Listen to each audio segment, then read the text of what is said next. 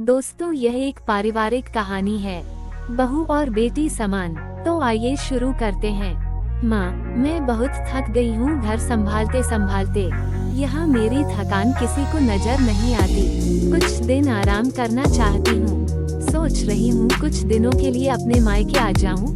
आते हुए अपने बच्चों को भी साथ ले आऊंगी, वे वहीं से स्कूल चले जाएंगे।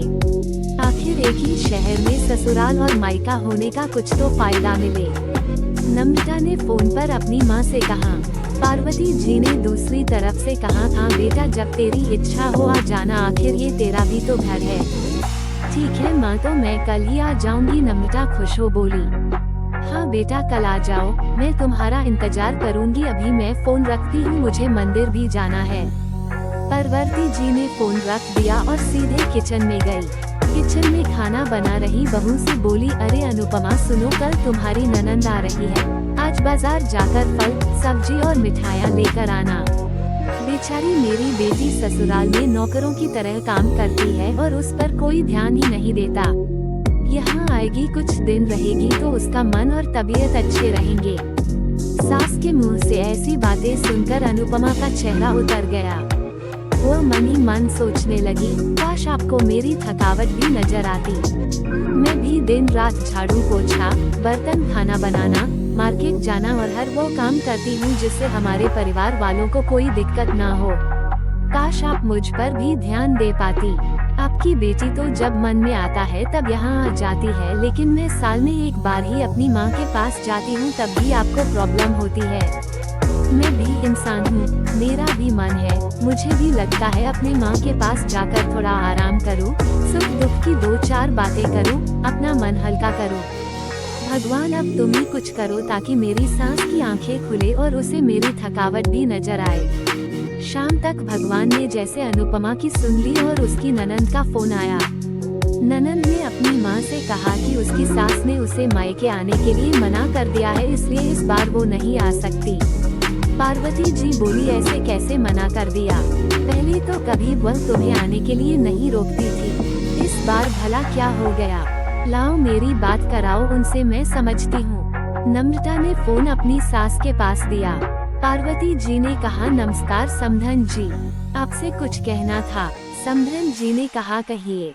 दरअसल कल त्योहार है, इसलिए नम्रता अपने मायके आना चाहती है, अगर आप उसे भेज दे तो अच्छा रहेगा।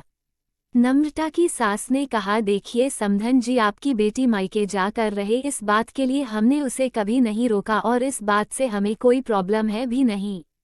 कुछ दिनों पहले मैं अपने रिश्तेदार के शादी में गई थी, वहां आपकी बहू अनुपमा की माता जी से मिलने का मौका मिला। उनसे गपशप करने के दौरान उनकी बातों से पता चला कि अनुपमा को साल में एक ही बार अपने मायके जाने को मिलता है और वह भी बहुत कम समय के लिए। मुझे लगता है आपको पहले अनुपमा को उसके मायके भेज देना चाहिए और वह जब मायके होकर आ जाएगी तो मैं नम्रता को आपके पास भेज दूंगी।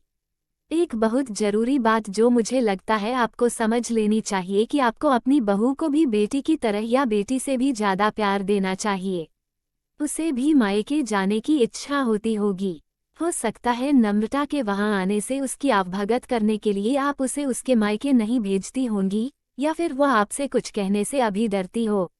अगर आप उसको घर में ही कैद रखेगी तो एक दिन ऐसा आएगा जब वह आपके खिलाफ बोलने लगेगी। फिर वह आपकी सुनेगी भी नहीं और जब चाहे तब अपने मायके जाएगी। ऐसी परिस्थिति आए, इससे अच्छा है कि आप ही कुछ बदलाव अमल में ले आए जिससे आपका रिश्ता और रिश्ते की मिठास खराब ना हो। पार्वती को अपने समधन के हर एक शब्द में सच्चाई नजर आई।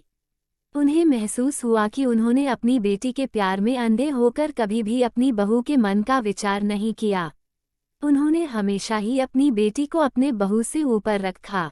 दूसरी तरफ नम्रता भी अपनी भाभी के बारे में हो रही इस बातचीत को सुन रही थी। उसने भी रियलाइज किया कि वो कभी भी अपनी भाभी के साथ ठीक से बात नहीं करती और जब जब वह अपने मायके जाती है तो भाभी थोड़ी उदास रहती है।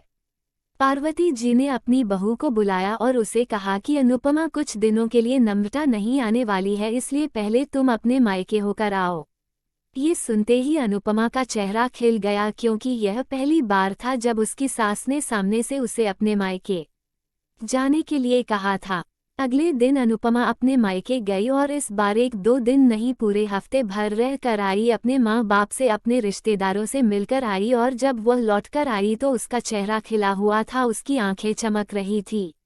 अनुपमा के आने के बाद नम्रता भी अपने मायके आई और इस बार वो खुद सामने से अपनी भाभी से खुशी खुशी मिली और अच्छे से बात की।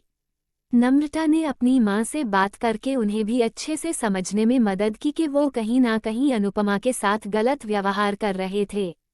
दूसरी तरफ अनुपमा अपने ससुराल वालों के बदले रवैया से बहुत खुश थी। अब वो खुशी खुशी सबका ध्यान रखती और हर काम प्यार से करती।